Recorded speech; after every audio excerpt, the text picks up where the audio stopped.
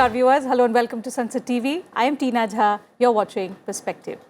India and Australia will soon implement the free trade agreement on a mutually agreed date as the Australian Parliament has approved the pact between the two countries. The agreement was signed by both sides in April this year. Australian Prime Minister Anthony Albanese made the announcement on Twitter. Prime Minister Narendra Modi responded by saying that the entry into force of India-Australia ECTA will be greatly welcomed by our business communities and will further strengthen the India-Australia Comprehensive Strategic Partnership. While Commerce Minister Piyush Goyal termed it a big recognition of India's growing global stature. He said Indian IT industry, students and many labour-intensive sectors will soon reap the benefits of this landmark deal. So the significance of the trade agreement, the opportunities it will open up for businesses and what it means for the India-Australia partnership.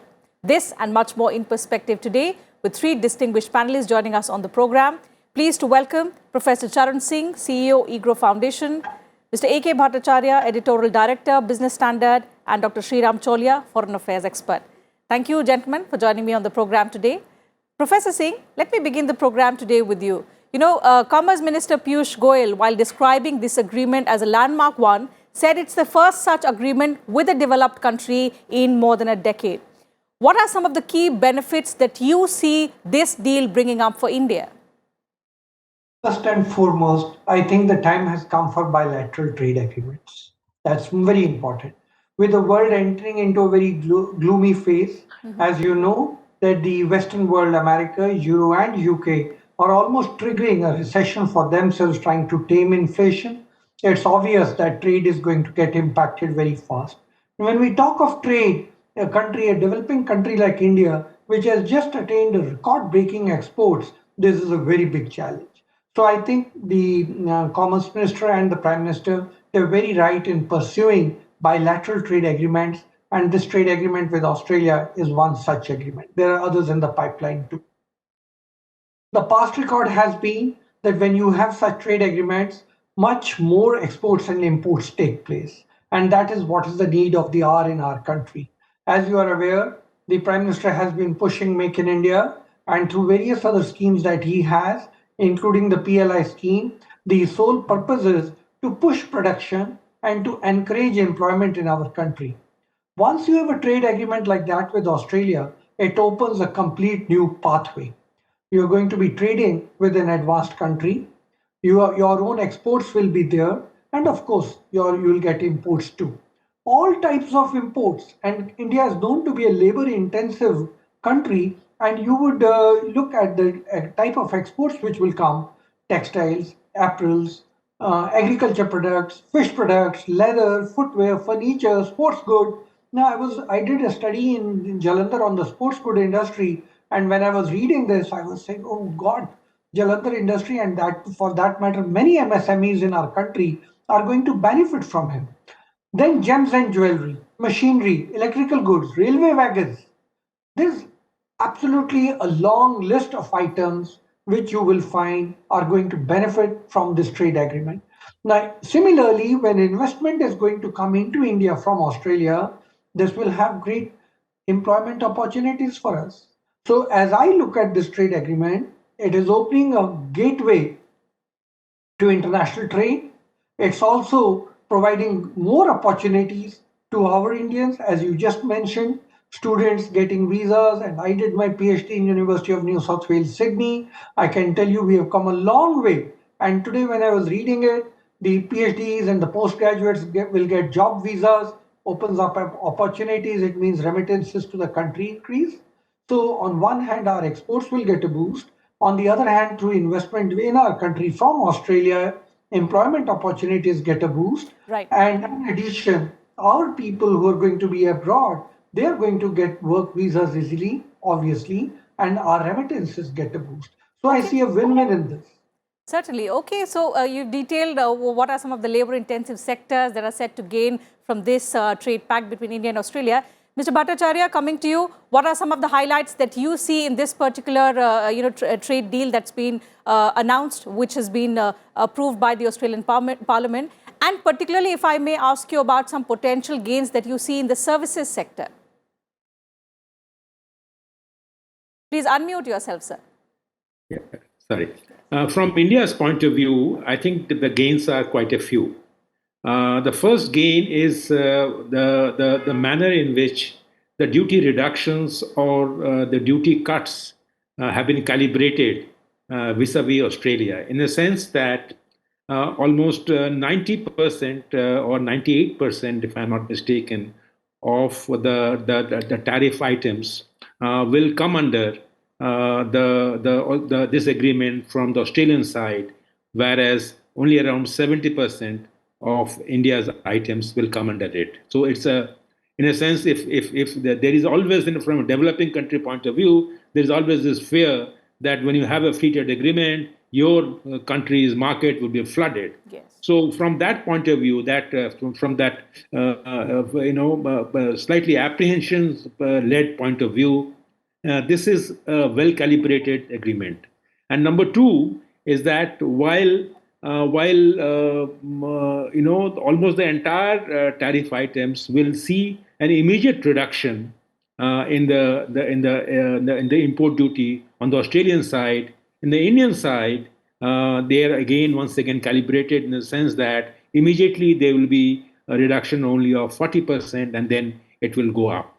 So therefore, this has been done, in my view, to manage the possible political fallout of any such free trade agreement that any country enters into, particularly in a market where these sensitivities are very strong.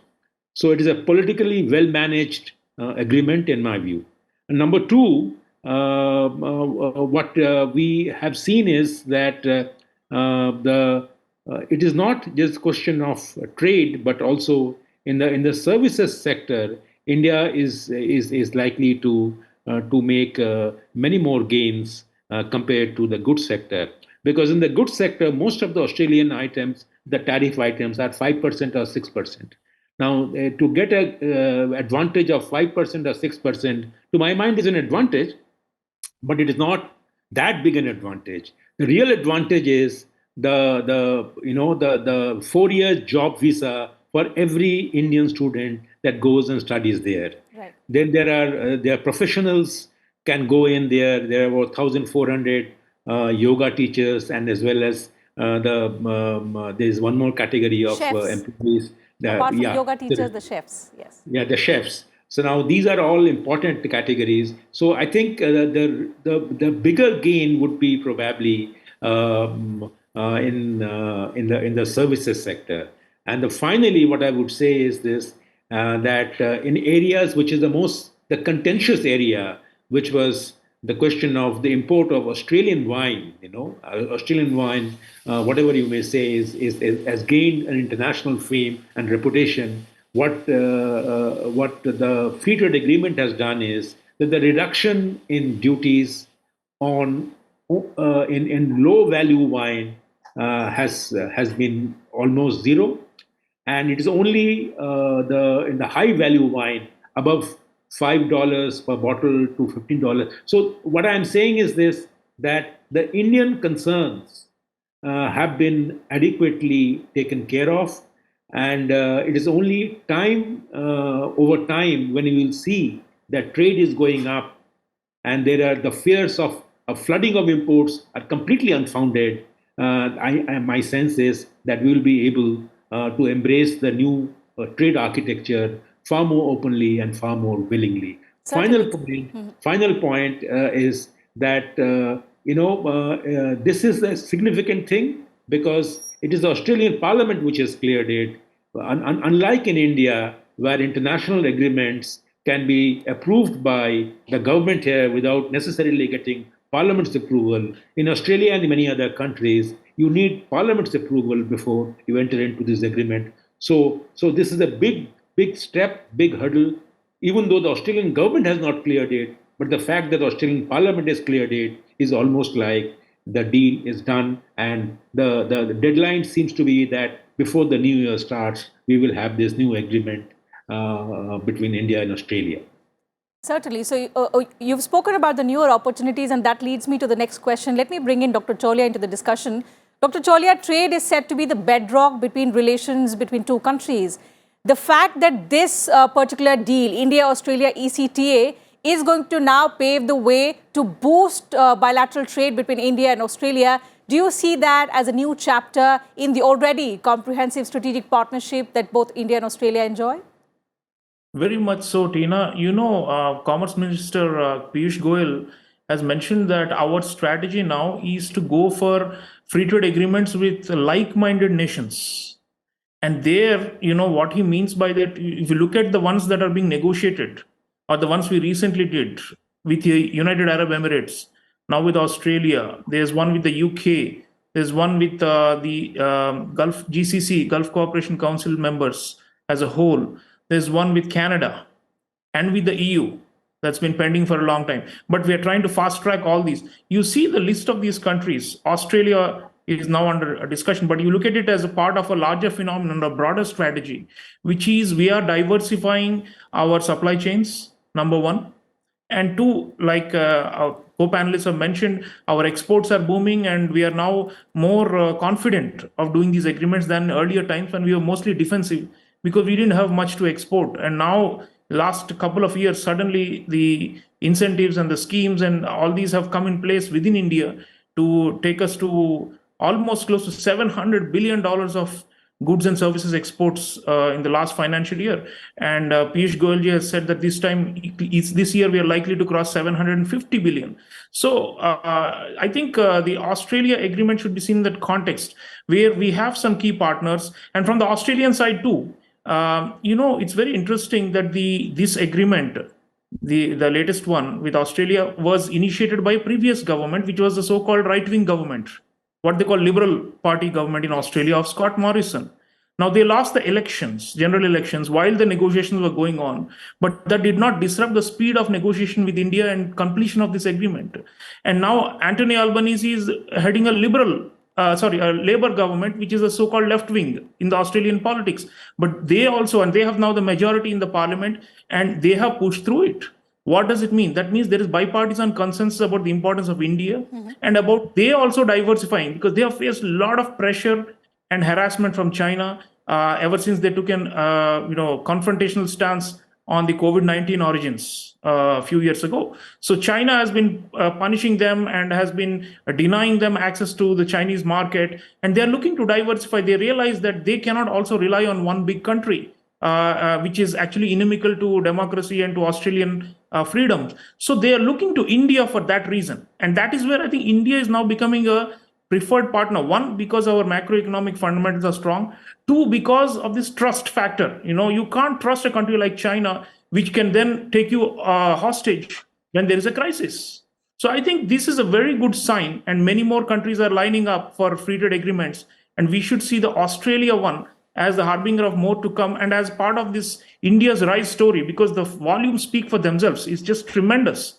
And the government is facilitating them both through domestic policy reforms and also through the free trade agreements, which is international relations. On both fronts, we're making sure that our relations become thicker and stronger. So to answer your question, comprehensive strategic partnership can only be comprehensive if there is a lot of value chains between the two sides. Yes. Now we are bringing that in. So it's not only Malabar and Quad and defense cooperation and counterbalancing China in the high seas through navies. It is this, because this will create more buy-in on both sides for a big relationship. I mean, look at it. Australia, India, already the volumes are even higher than Japan-India trade. So in the Pacific, Australia, and Piyush Goyal ji is saying we will now double the volumes. It may reach $50 billion or more per annum. Just trade in goods, probably. So that what we're talking about is huge multiplication of volumes, which will then make this a strong relationship between two vital democracies in the region in the context of this authoritarian threat that we are facing. So there is I would say, a kind of a geopolitically also, Ashok ji said it is politically right domestically within India, the kind of negotiation we did with Australians. I would say for the Indo-Pacific, this is also geopolitically right. Okay, so it's a good and fair deal for both sides, and because of which, all concerns have also been adequately addressed. But Professor Singh, if I may come back to you, and if I may take you back in time also, the FTA talks were underway for quite some time. The fact that there were some apprehensions raised by India Inc. Do you think all of those have been adequately addressed? Will there be no pushback of sorts from India Inc. now that the agreement is, set to be implemented? First of all, I must mention that this, as one of the co-panelists mentioned, the political and other dimensions have very well been taken care. It has taken time, but no doubt other things have been taken care very well.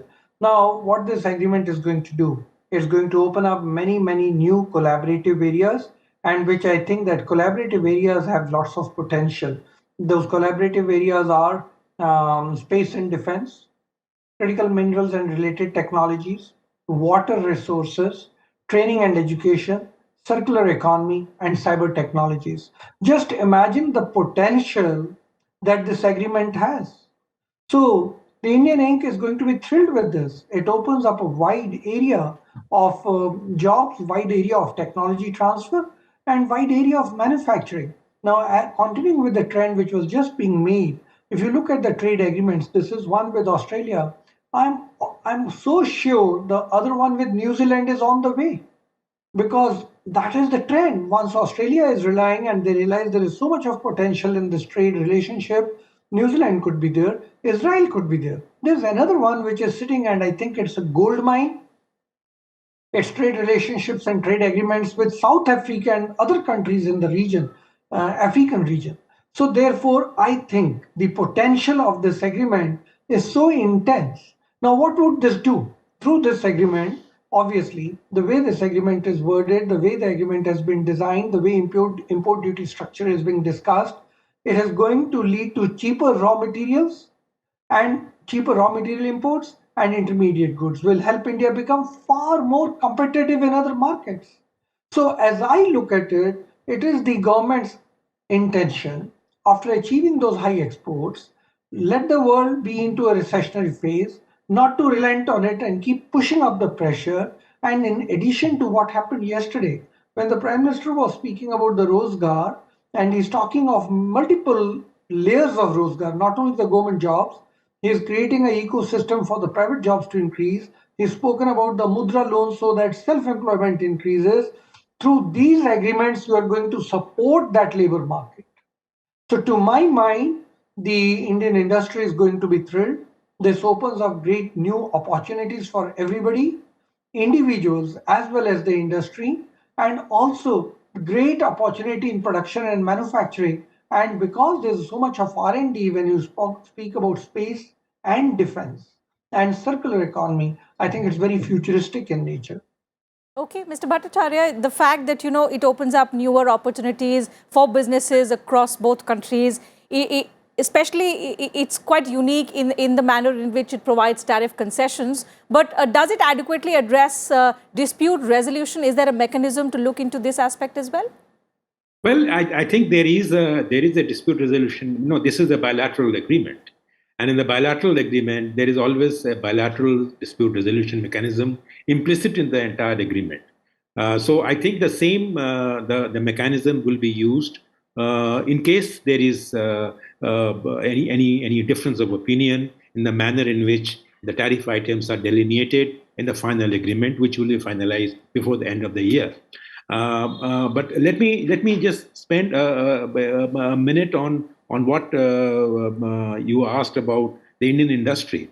Now, the Indian industry has traditionally been one entity which has always fallen in line if the government takes a firm stand. The Indian industry was not initially very, very gung-ho about the economic reforms of the 1990s till the government just, decided to put its foot down, that this has to be done. So in my view, this is one case where when the Indian government and the Australian government have decided to agree on this deal, my reading is the Indian industry will actually accept it and welcome it. And on the contrary, what it will do is it will try to see what are the advantages of these agreements. And as Dr. Singh was saying, that there are raw materials to be imported from Australia, which can be used for manufacturing activities in India. So it will actually help reduce the costs of Indian industry. So I don't see any problem there. nor do I see any dispute resolution being a bottleneck. What is to be considered is how the trade volume is raised in a manner that it does not create a new bogey in favor of protectionism. Right now, if you see that India's exports to Australia is around $8 billion, whereas we import about $17 billion from Australia.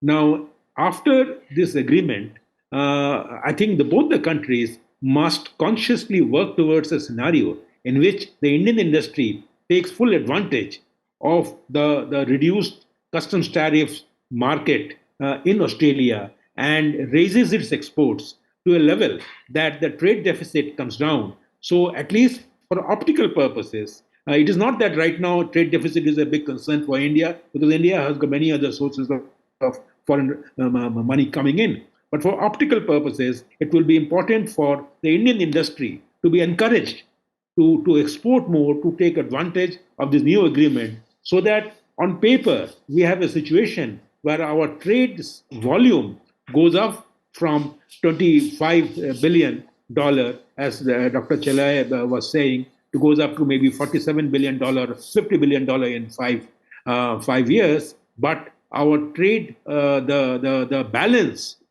is a little more in favor of India. Right now, it is completely in favor of Australia. So optically, it will be a good strategy to encourage Indian industry, Indian trade, to take advantage of this agreement and bridge this deficit, which right now is quite high. Okay. Dr. Chaulia, I'll take one last question from you. We've spoken about how it's an ambitious pact with significant commitments. We've spoken about trade concessions as well, and how it's a win-win situation for both sides. And as you rightly said, looking at also the geopolitical scenario, it benefits both countries. If we look at the India-Australia ties comprehensively, we've evolved through decades from strategic partnership to comprehensive strategic partnership. Now, this deal will mark a new chapter. Where do you see India-Australia ties blossoming from here on into the next few years? The future of India-Australia ties in the next decade or so? Teena, the FTA is definitely, I think, a catalyst for advancing the relationship to another level. As I said, the movement of working professionals, for example, on both sides is going to make a huge difference to bridge any differences in understanding between the two sides. And military ties are also expanding. Australians have committed to a massive defense expenditure over the next 10 years to maintain strategic balance. They are very much afraid of Chinese encroachments in their sphere of influence in the Pacific.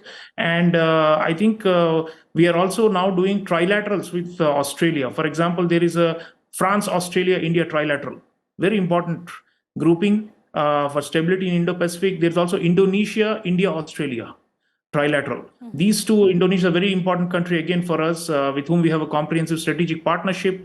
We have to now look at how these triangular ties involving Australia can be magnified and made bigger, which means possibly looking at keeping the supply chains also in the business side in such a way that it benefits third country partners as well, so that we have a network or a web of joint production, joint manufacturing, joint sales. So I see the FTA as a stepping stone to much more ambitious regional integration among trusted and like-minded countries, because our ultimate goal, as Dr. Jaishankar, our foreign minister, says, is a rebalancing in Indo-Pacific. And that can only happen if countries that have common values and share common perceived challenges and threats come together like this on strong economic and geopolitical basis. And I think Australia, India, the bipartisan nature of the support for India now is growing so much that it doesn't matter who comes to power or who leaves power in Australia. That's a big news for us, because in earlier times, there used to be a difference between right and left in Australian politics when it comes to how to deal with China, how to deal with India. But now they have made up their mind where their long-term interests lie. And I think it's going to only grow further, because the reliance on China has cost them very badly, and they are hurting. They are hurting badly. and they really need India at this stage. And the fact that we have come up and done a fast-track negotiation to complete the FTA means that our trust for India has really grown. Respect for India has grown in Australia, and we are going to see the outcomes of it on the ground and in the water. You're right. And I think the bottom line here is that given the geopolitical churning, the polarized world that we are in today, such bilaterals, multilaterals are the way forward, wherein like-minded countries will engage in such kind of trade agreements for their mutual benefits, which will benefit populations of both countries as well. So that having been said, I'll have to wind up the program. Thank you once again to all three of you for joining us on this program and sharing your thoughts and views with us and our viewers. And thank you very much to you viewers as well for your time. That's it from us on this edition of Perspective. I'll see you same time tomorrow now. You take good care of yourselves. Keep watching Sansad TV.